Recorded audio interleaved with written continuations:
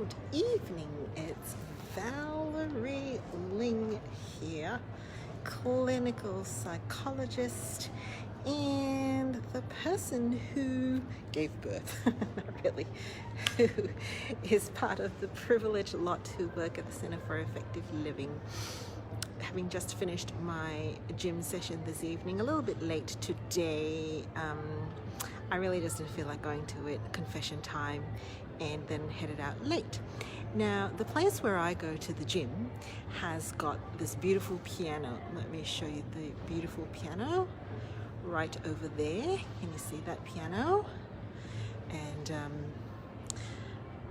I would love to have something like this. Well, actually, I take that back. It takes up too much space. And there is this lovely piano at the place where I have my gym. It's a delight to have some live piano music as you go up the steps to the torture chamber to do your exercise. And this particular piano is very interesting. Very often there are no human beings playing the piano, and yet it makes music, so I can only assume that it is a fancy digital sort of a piano.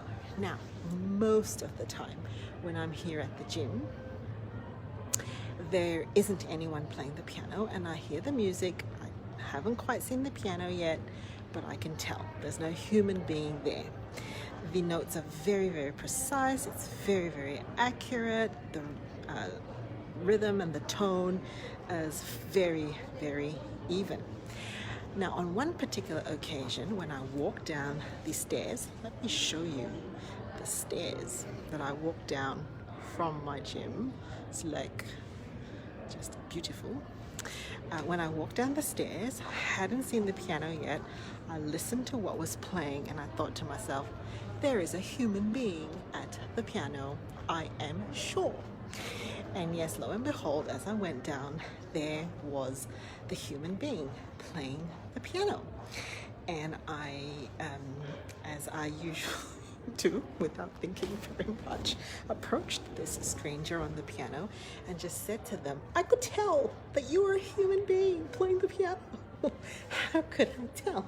Well, the notes were not very even, and I don't mean this in a bad way, but there was a style, there was a charisma to it, there was a strength to it, there was definitely personality that was coming through. And I bet you any money if you put a metronome, you know, one of those ticky-tacky things that students have to use, tick-tock, tick-tock, tick-tock, to the piano playing, you probably would have found that he had some irregular beats. Nevertheless, I enjoyed that music as opposed to the regular automated music. Now, not so long ago, it was Are You OK Day, and it's still an opportunity for us to reach out and touch one another and ask questions of one another. And I was very touched over this last weekend that one of my friends had noticed that they hadn't heard from me on social media for a while, and checked in with me to say, are you okay, essentially. And I just wanted to post this observation, I think, of the piano playing and link it also to the reason why the rooms at our practice have the names of musical movements, and that is a song.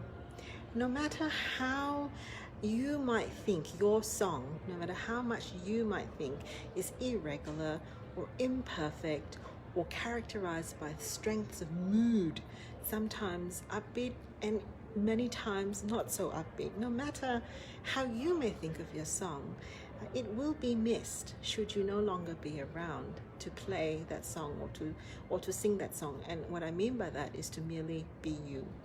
You will be missed. Your presence will be the lack of your presence will be felt, and nobody wants and it doesn't exist unless you are a robotic piano that can play music that really just lacks character and story and depth.